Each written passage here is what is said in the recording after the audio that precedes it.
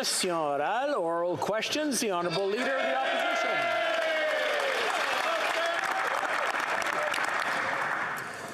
Opposition. Canadians now receive their bill for the $500 billion of inflationary deficit that is boosting interest rates. For a family that bought a house in Quebec with a mortgage 5 years ago that is now renewing their mortgage, they will pay another $7,000 per year. The Prime Minister said that the government would take on debt so Canadians don't need to do so. So who's going to pay for that additional cost for that mortgage? The Right Honourable Prime Minister. I will answer his questions shortly, but today I would like to underscore the 40 days that have come since Mahsa Amini, and this is a senseless murder, and we'd like to underscore the courage of Iranian women who are protesting to show how violent and cruel this regime is. The world gather today and tonight. We hear you and stand with you, and we'll continue to hold the Iranian regime to account for its abhorrent, heinous behavior. The Honourable Leader of the Opposition. Canadians are now getting the bill for the Prime Minister's $500 billion of inflationary deficits that first drove up inflation and now drive up interest rates. For a typical family that bought a typical home with a typical mortgage 5 years ago but are now up for renewal, they're paying $7,000 more per year. The Prime Minister said that the government was going to take on all this debt so that Canadians wouldn't have to, as if they don't have to pay back government debt. If that were the case, though, then who's going to pay the extra mortgage payments for these families? Hear, hear, hear. The Right Honourable Prime Minister. Mr. Speaker, through the pandemic, we made the decision to support Canadian families, to support workers, to support small businesses, to make sure Canadians could hold on and to make sure our economy could hold on through an unprecedented, historic pandemic. At the same time, we were there to support Canadians as the economy gets going again, and we're there to support them now with help with the GST rebate that's going to arrive in the coming weeks, and with direct support for dental care and for low-income renters. The question, Mr. Speaker, is why are Conservative politicians not choosing to support Canadians on dental and rental? The Honourable Leader of the Opposition. The Prime Minister caused this inflation crisis. Even Mark Carney, who will be the successor to the current Liberal leader, is saying that inflation is a homegrown problem. He's right. It's caused by the $500 billion of inflationary deficits that have bid up the cost of the goods we buy and the interest that we pay. And today, rates went up another half point, meaning many families will be handing in their keys to the banks because they won't be able to afford those bills.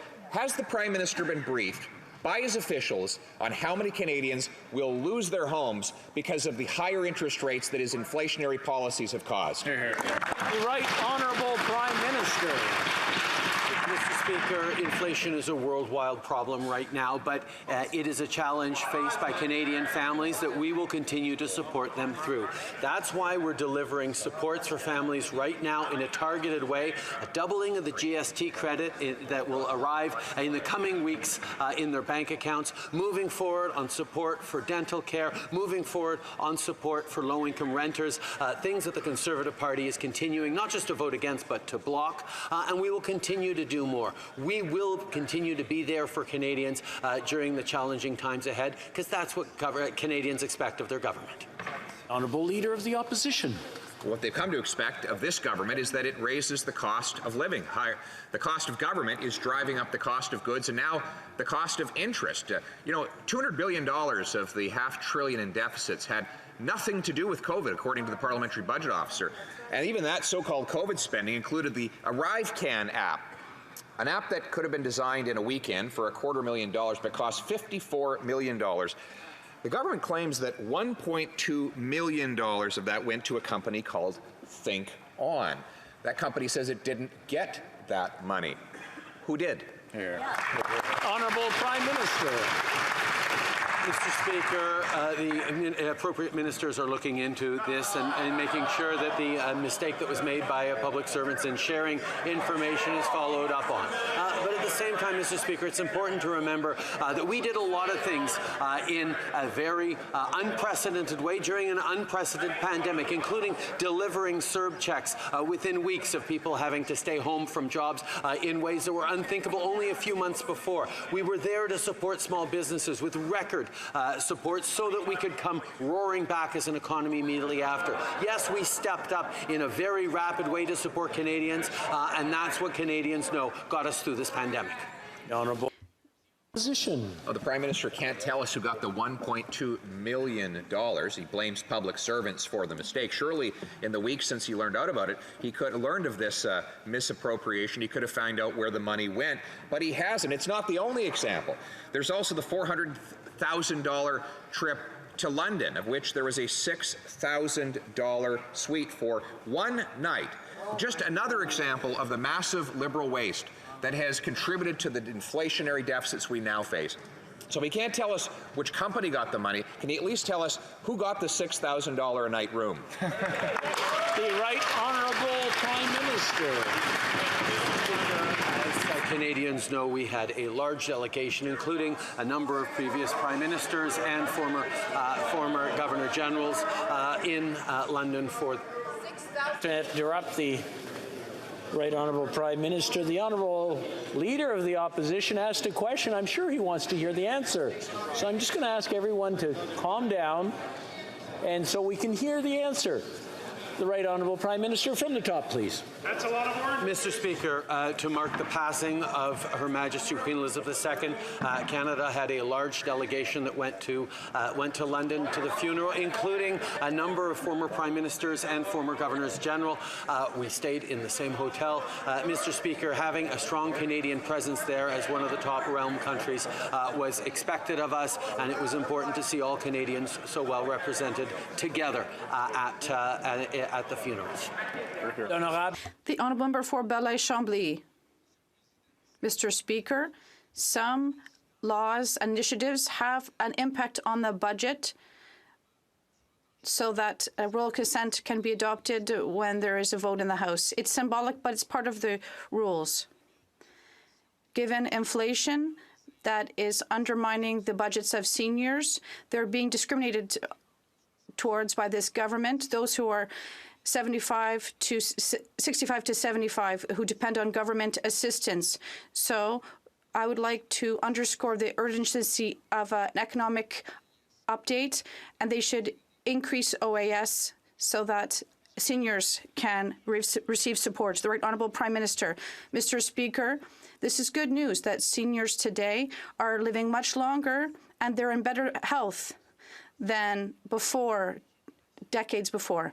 This is good news, but because of this, we have too many seniors who run out of their savings and pensions before the end of their lives. And that's why we recognize that from 75 years of age, seniors have more costs and greater needs. That's why we decided to increase old age security for seniors over 75. We want to be there in a proportionate way for those who have the most need. The Honourable Member for Belleuil-Chambly. I would ask the Prime Minister to listen to his answer again.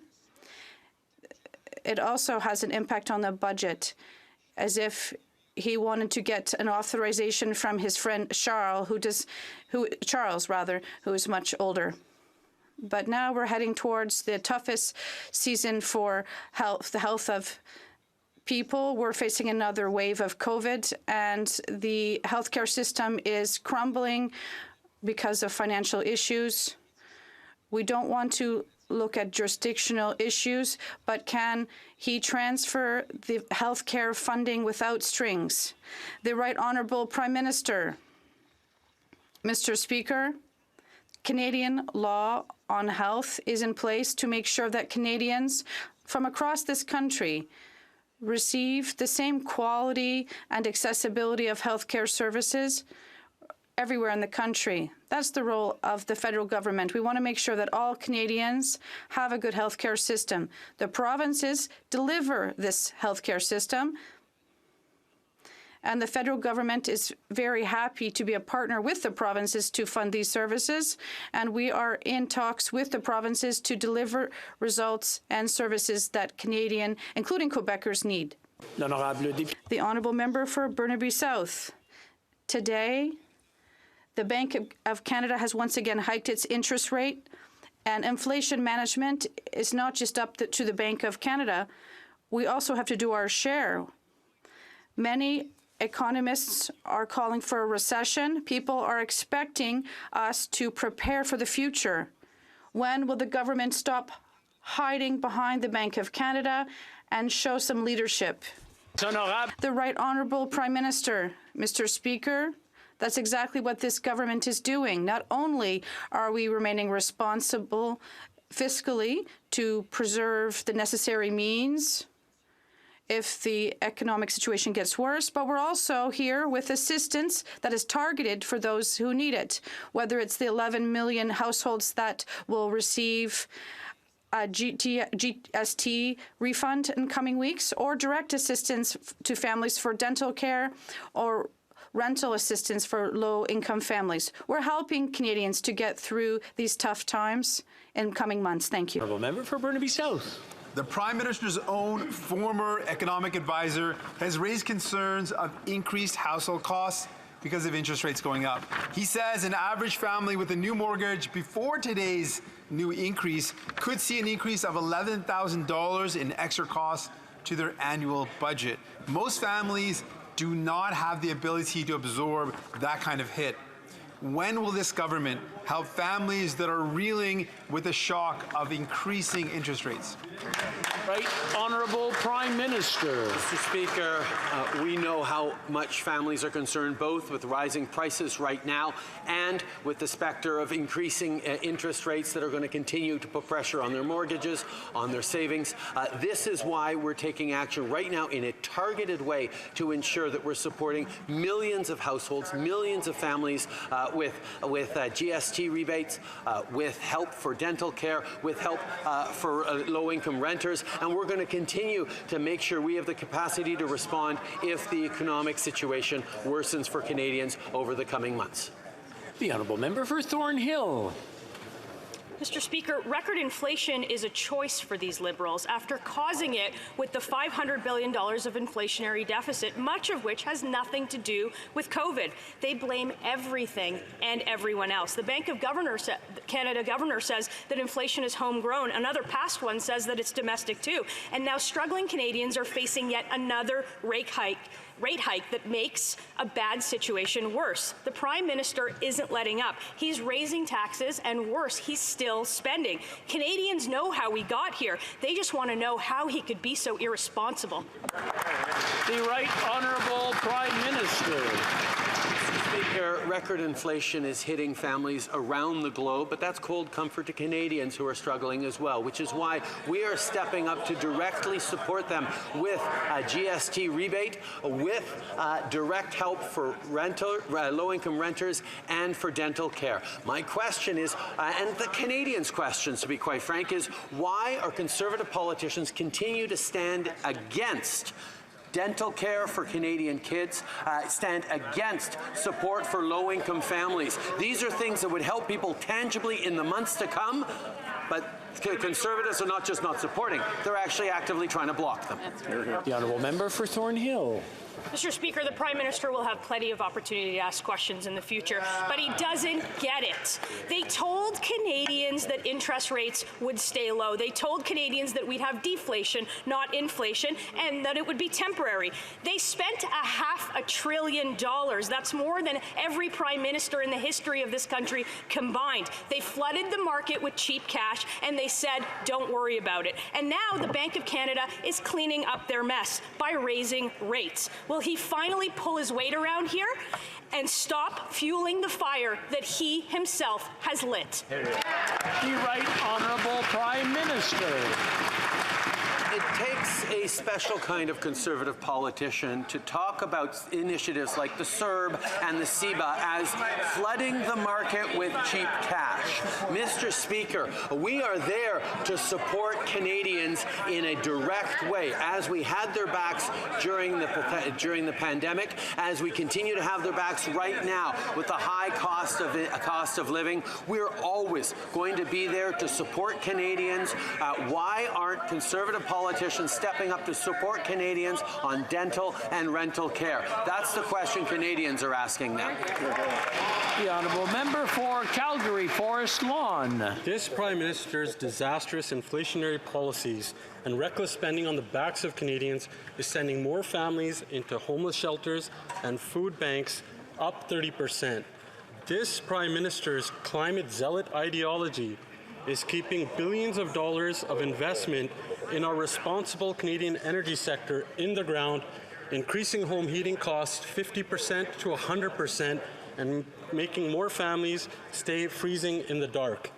Will the Prime Minister take responsibility for his inflationary problems that caused the Bank of Canada's interest rate hikes because of just... Honourable Prime Minister. Mr. Speaker, I'm having a hard time following the particular logic that the Conservatives are putting forward today, saying that the reason people are struggling is because we were there to help them in record amounts during the pandemic. We were there to keep food on the table for families struggling from having lost their jobs because of the pandemic. We were there to keep small businesses open, restaurants, neighborhood stores open through a pandemic because we were there with supports because otherwise money wasn't coming in. We invested in the Canadian economy to get through these difficult times, and Conservatives say we shouldn't have done any of that. The honourable member for Calgary Forest Lawn. Well, let's look at real responsible allies of ours. Let's look at Japan, Switzerland, Taiwan, Hong Kong, who took the right steps and kept inflation under 3%. They didn't print boatloads of money that was valueless and make sure that their citizens got put further into debt. And now Canada has the highest interest rate in the entire G7, pushing more families to food banks and homeless shelters, like we said before. The more this Prime Minister spends, the higher interest rates, the higher just inflation goes. Will the Prime Minister take responsibility for just inflation causing higher Bank of Canada interest rate hikes, yes or no?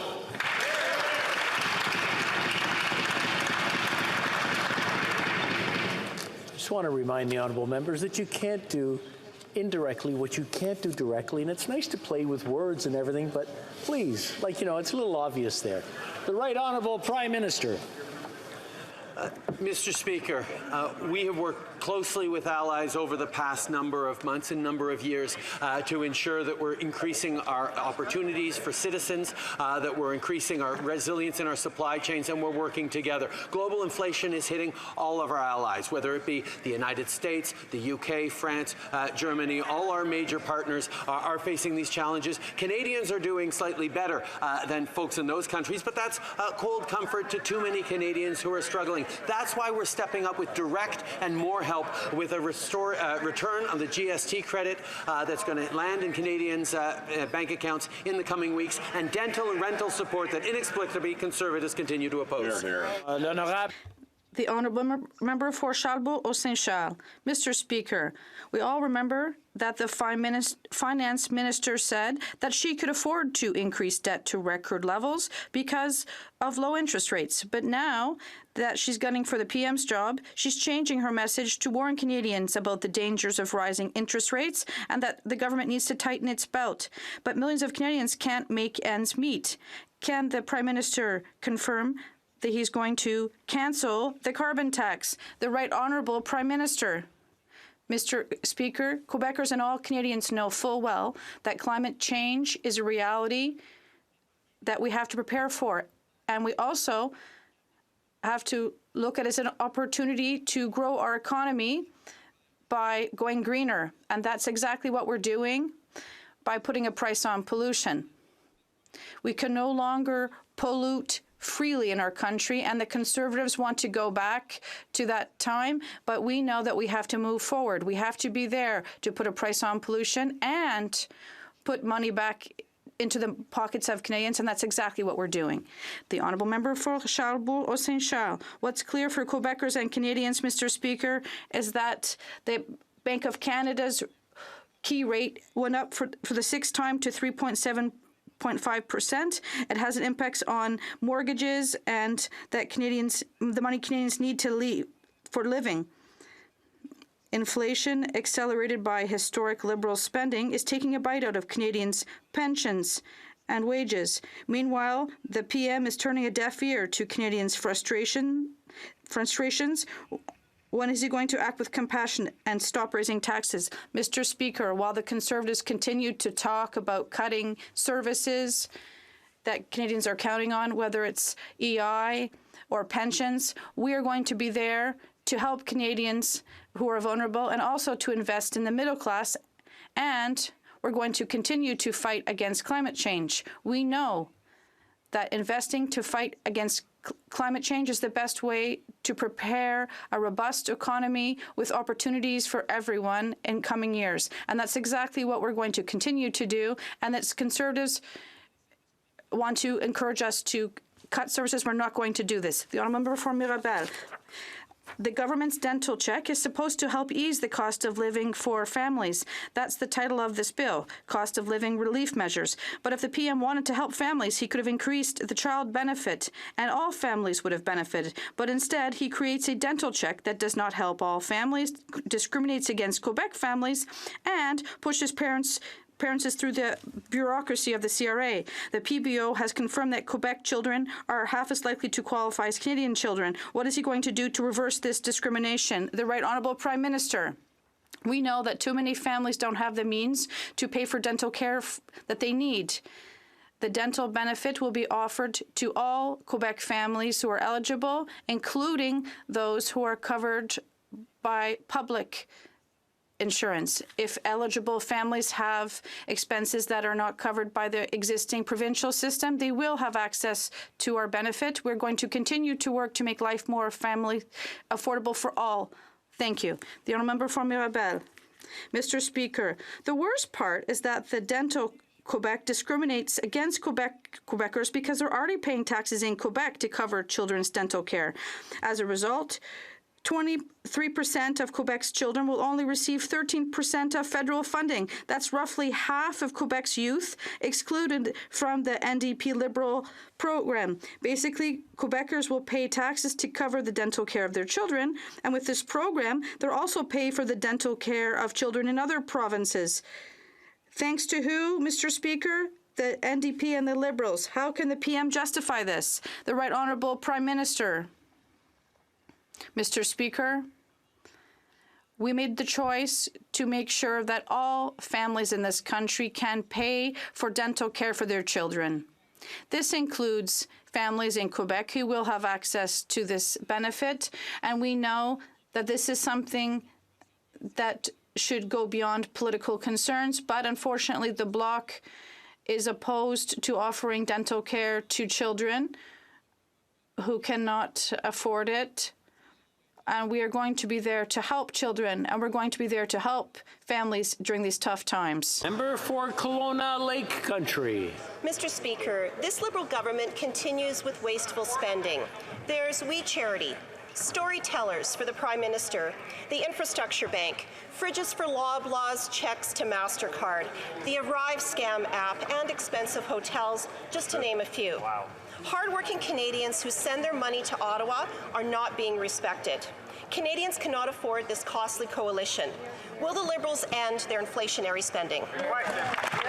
Prime Minister. Mr. Speaker, if the member for Kelowna Lake Country was really concerned about hardworking Canadians, she would drop her opposition to supporting families with dental care for their kids. She would stop her opposition to sending a $500 check to the lowest income renters across the country who need help making ends meet right now. the Conservative Party continues to talk about trying to be there for people, but when it comes time to stand up and vote to help them, not only are they voting against it, but they're doing everything they can to kill our dental and rental bill. Shame on them, Mr. Speaker. When will they do the right thing and support low-income and middle-class Canadians? The honourable member for Simcoe North. Interest rates are up again, and the Bank of Canada says more raises are coming. Now the bank says that inflation reflects Canadian domestic factors, not the global factors that this government keeps blaming. The government said interest rates will remain low, and then they went on a spending spree. They said it was irresponsible not to spend. They said there would be no inflation, and then they said inflation would just be temporary. And now inflation's out of control and Canadians are paying more. That's right. Will the Prime Minister finally admit that his spending has made life unaffordable for Canadians? That's right. Right Honourable Prime Minister. Mr. Speaker, during this unprecedented pandemic, all parties worked together to deliver the kinds of supports that Canadians needed, whether it was CERB, whether it was the CEBA account for small businesses, whether it was support for seniors, whether it's support for students. We continued to step up. This government led the way, but we had the support of members across the aisle for many of these initiatives. Now, the members across the aisle are saying we shouldn't have been there for Canadians. We shouldn't have spent that money supporting Canadians with the CERB and the CEBA. Well, I ask Canadians to think back over the past couple of years and imagine what it would have been like had we not been there to support them. The honourable member for Mégantic-L'Érable. Mr. Speaker, the problem is that the PM has spent $200 million more than what the Canadians needed to get through the pandemic. But the Prime Minister is used to not answering questions. He skirts questions. He tries to answer other things. Every time Canadians tell me, the Prime Minister, will he one day answer a question? And I have a simple one to ask him today. Can he tell us who slept in the famous $6,000 suite in London? Simple question. Who slept in that room?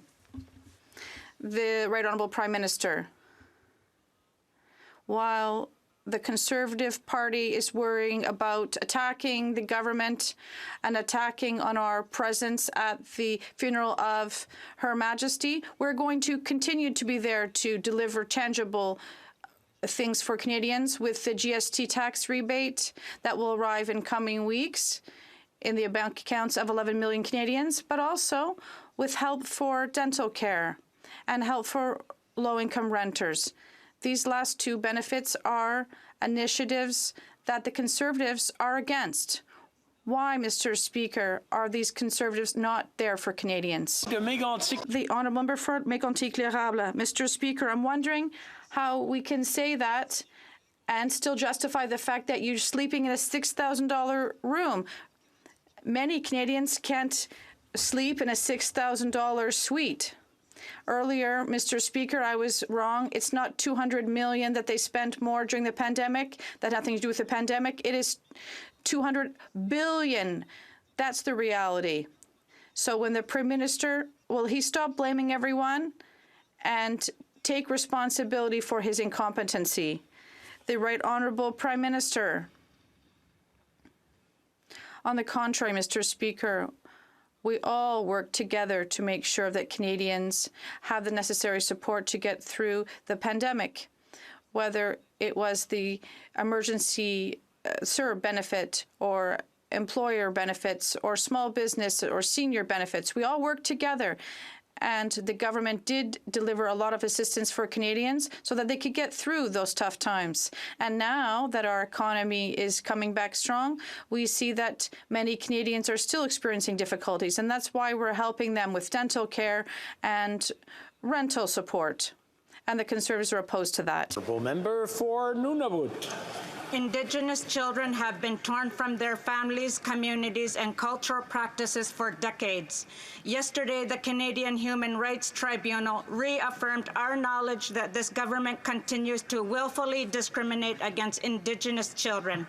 This government must listen to advocates and make sure every child affected is eligible for compensation and leaves no one behind. Will this government find solutions outside of the courts so children do not have to wait any longer? The Right Honourable Prime Minister. Speaker, exactly what we did was work directly with Indigenous peoples, First Nations, and other Indigenous peoples to ensure that we were moving forward on supporting the people who needed it, on getting that compensation to those people who'd been harmed by practices of governments past. We are continuing to stand with AFN, Trout, and Mushum to make sure that we are working to deliver compensation to these kids as quickly as possible. We know they deserve compensation. We want to be there for them, as we have always said we would be. The honourable member for Nanaimo, Ladysmith. Are getting rich off the backs of Canadians, but the Liberals keep handing them billions of dollars in public money. These same companies are fueling the climate crisis. A new report from the International Institute on Sustainable Development confirms that paying big oil to reduce their emissions is a bad investment. These handouts mean less investments in climate solutions that support workers. When will the government stop subsidizing big oil and start making them pay what they owe? The Right Honourable Prime Minister. Mr. Speaker, there's been a long-standing disagreement between the Liberal Party on this side and the NDP on that side about the use of investing, for example, in CCUS technology to ensure that we can decarbonize our oil and gas production so we can continue to deliver the energy that the world needs while we go through this energy transition at lower emission levels. That's why we're working closely with industry on decarbonization measures. That's why we put a price on pollution to give a clear price incentive to companies to reduce their carbon emissions. This is the kind of work we are doing because we know we need to be there for workers and build a strong future. The honourable member for Brampton South. Mr. Speaker, handguns have ripped our communities apart. We have seen this firsthand in Brampton, in the Greater Toronto area, the Toronto Danforth shooting, the Quebec City mosque attack, the Edmonton shooting, all senseless handgun violence that claimed loved ones too soon. While Conservatives are trying to make assault weapons legal again, the Prime Minister and Minister of Public Safety are taking swift action to protect Canadians. Could the Right Honourable Prime Minister please share with this House how the handgun freeze will protect all Canadian communities?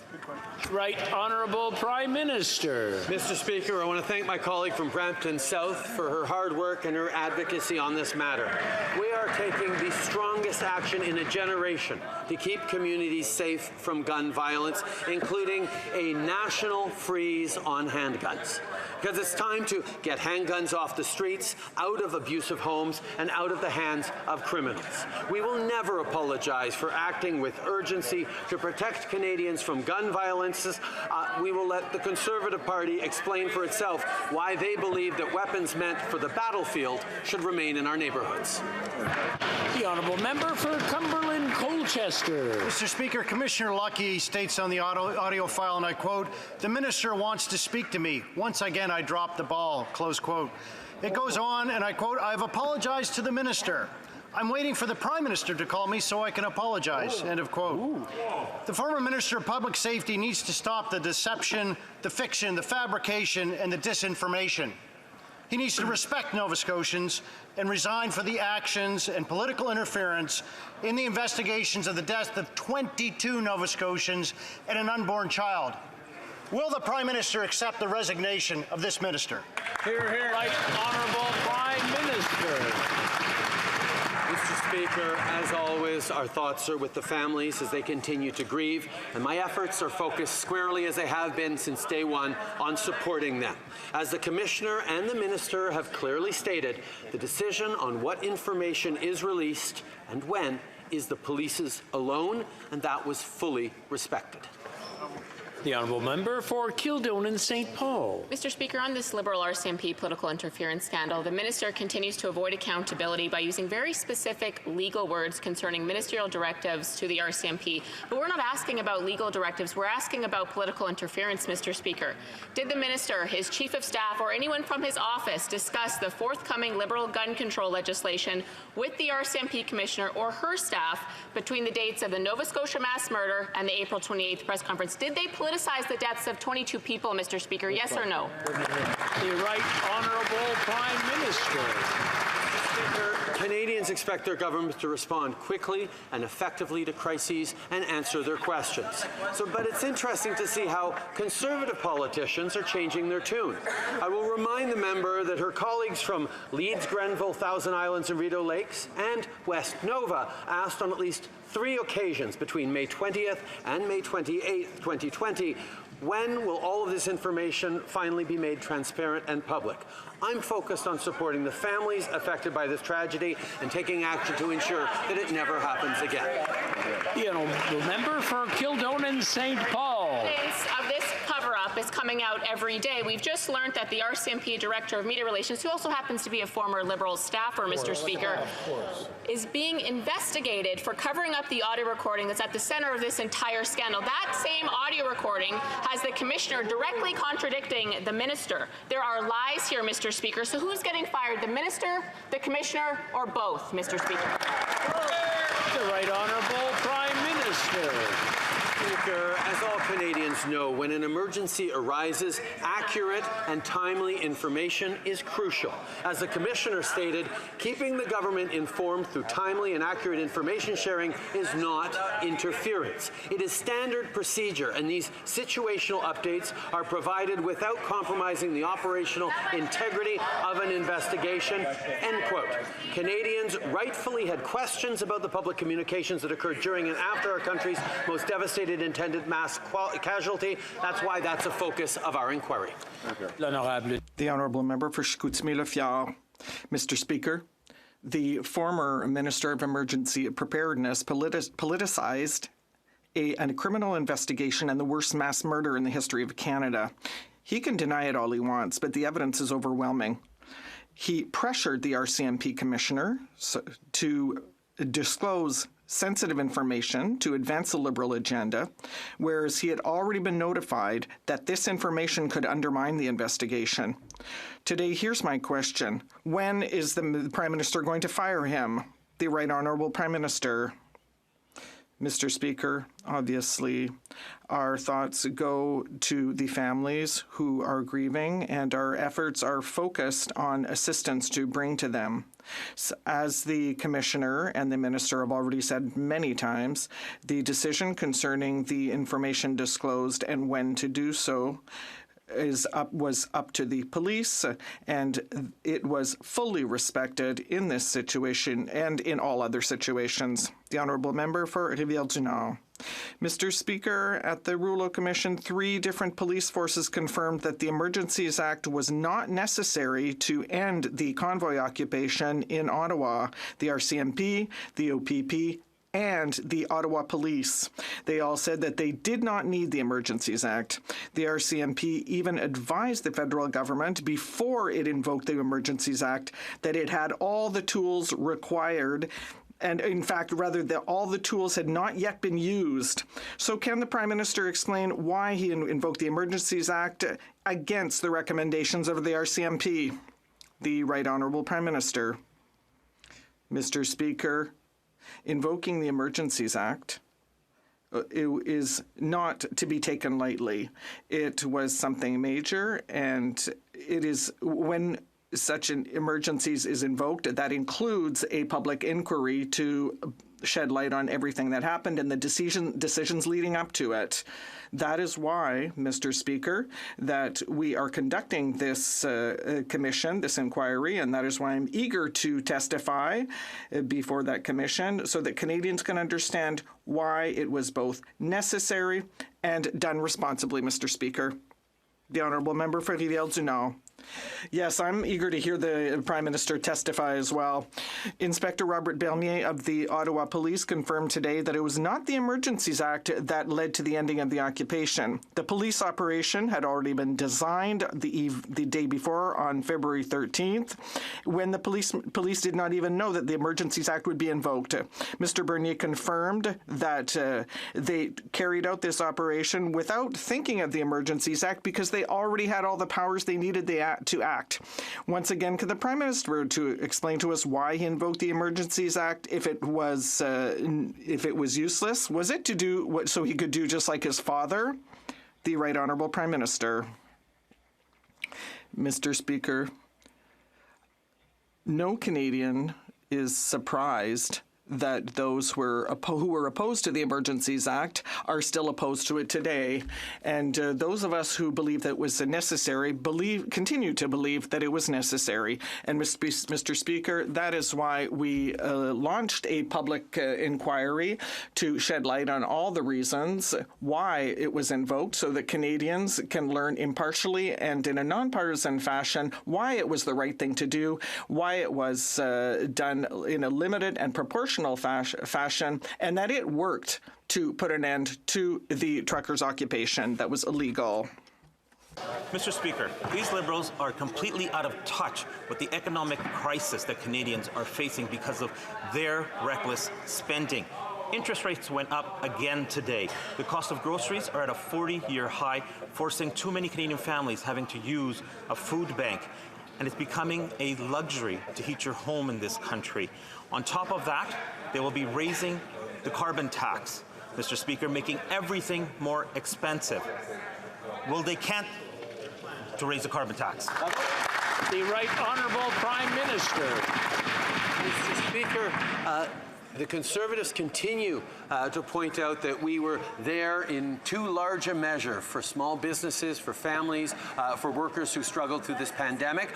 We disagree with them on that because we saw our economy recover faster than just about any of our allied countries. But on top of that, they continue to be saying that they're concerned about the issues facing Canadians in their day-to-day lives, and yet they continue not just to stand against, but to attempt to block our help for Canadians on dental care, on support for low-income renters. Why do they continue to stand against support for Canadians? Honourable Member for Edmonton Mill Woods. Mr. Speaker, $200 billion had nothing to do with COVID. It did not actually help Canadians through COVID. Right. Canadians cannot afford this Liberal NDP coalition. It's actually making everything more expensive for Canadians, and that's why interest rates went up today. So, Mr. Speaker, I'm going to ask again, will they give Canadians a break and cancel their planned tax hikes? Right Honourable Prime Minister.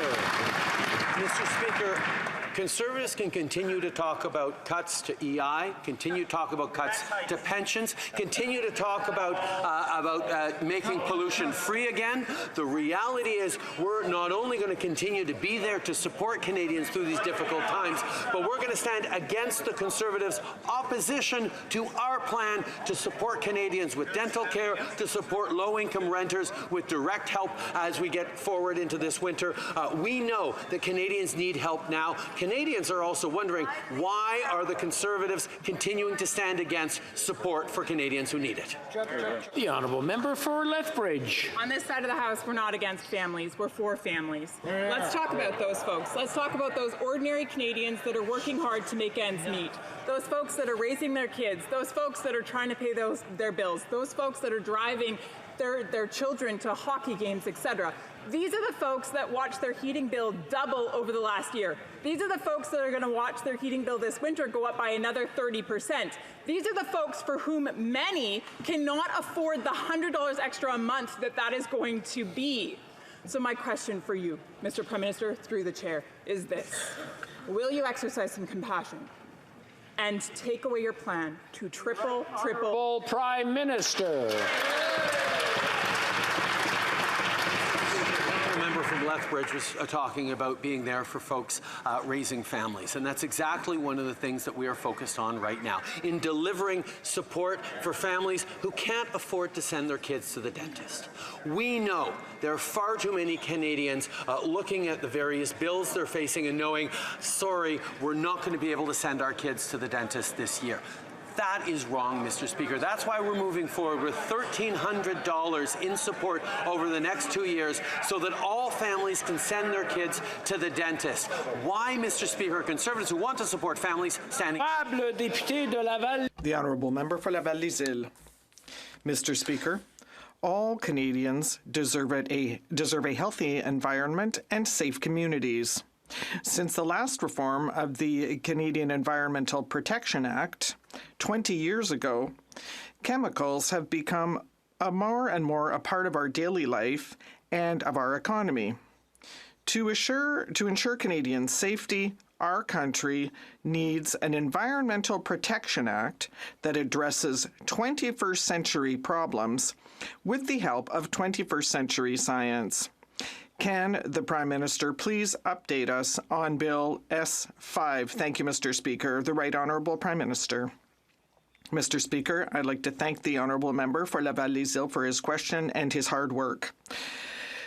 The right to a healthy environment recognizes that all Canadians deserve safe communities and a healthy environment. We pledge to adopt a federal law that codifies these principles, and we're going to follow up on it. I hope that the Conservatives will stop trying to delay this bill, as they have done over the past week, and allow it to go to committee as soon as possible to help it pass instead of filibustering. The Honourable Member for Lévis-Lotbinière. Mr. Speaker, the budget of Canadian families is taking a real hit. Interest rates are up. Groceries are up. Home heating is up. Gas is up. In fact, everything we buy is up. Mr. Speaker, does the Prime Minister realize that the last thing Canadians need is a tax hike?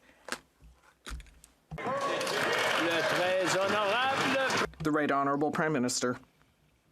Of course, Mr. Speaker, that is why that we're not increasing taxes. We are here to help Canadians. We're here to help them with dental care, with investments to help low-income renters, initiatives, in fact, that the member across the way is fiercely opposed to. We are calling on the Conservative Party to stop blocking this bill on dental and rental so that we can help Canadian families as quickly as possible. Member for our Foothills. The only help the Liberals are offering Canadians is the triple threat.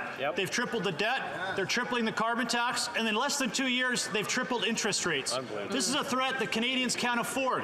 Soup is up 30%, bread and potatoes up 17%, margarine up 38%. Wow. These aren't luxury items from the Liberal cocktail party. These are staples that Canadians rely on every single day.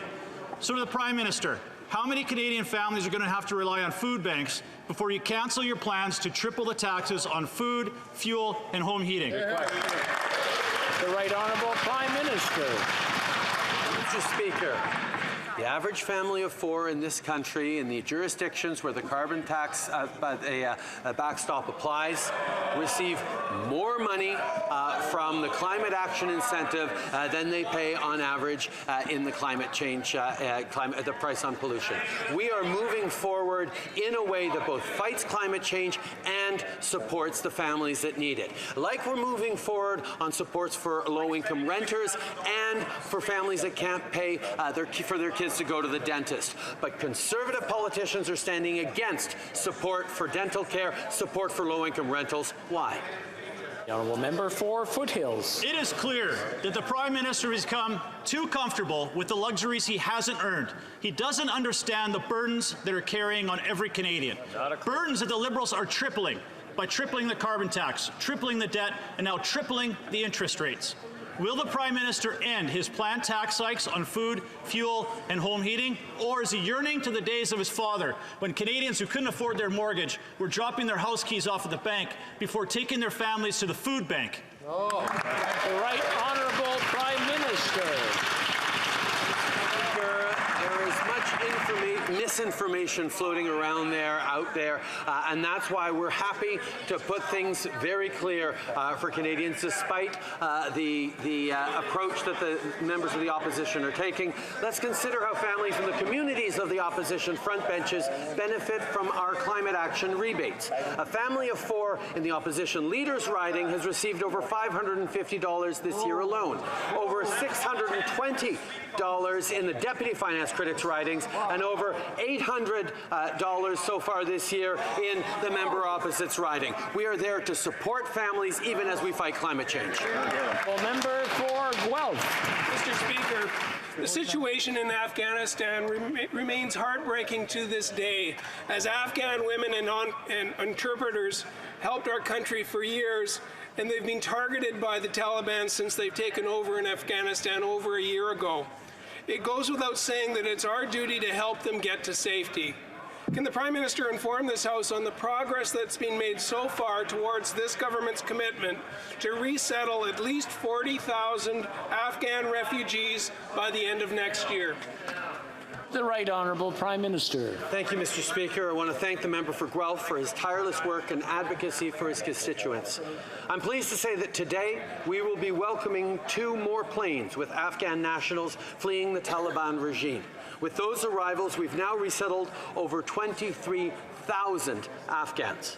We're excited for those arriving today to begin their new lives here at home, and we will continue our work until we resettle at least 40,000 Afghans.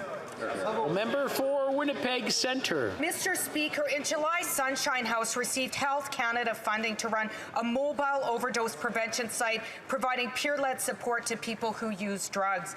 But they have hit a bureaucratic wall. They've been told they need an exemption to run the site. Winnipeg Centre has an overdose crisis. Last week, 5 people, Mr. Speaker, 5 people died due to a toxic drug supply. People need help, and the government delays are costing lives. Will the Prime Minister act to ensure this overdose prevention site can start its critical, life-saving work now? The Honourable Prime Minister. Mr. Speaker, this is a government that has always put evidence and data at the centre of everything we do to move forward. We know that harm reduction and safe consumption sites work. That's why over the past 7 years we have seen open countless numbers across the country, but we know there's more to do. That's why we're moving forward with a program with British Columbia to ensure safer drug supplies. That's why we're moving forward in cities across the country, including the member opposite city, to ensure that we're getting the support for people who are facing such terrible challenges and epidemics and deaths. We're going to continue to be there hand in hand with local municipalities. Member for Saanich Gulf Islands. Thank you, Mr. Speaker. Canadians care about human rights. We stand up for human rights, whether it's for the Uyghur Muslims in the People's Republic of China, whether it's the people, the Rohingya Muslims in Myanmar, around the world, but we must also stand up for Palestinian human rights. We must make it very clear that as a staunch friend of Israel, we also call for human rights to be respected for the people of Palestine. There are 2 important UN resolutions coming up, Mr. Prime. I'm going to ask the Prime Minister, will Canada consider, please, voting for the motion to respect what's happening and to help Palestinian refugees and to take action on Israeli settlements? The Right Honourable Prime Minister. Mr. Speaker, Canada is a steadfast friend and ally of Israel and a friend to the Palestinian people. We are firmly committed to a 2-state solution to the Israeli-Palestinian conflict.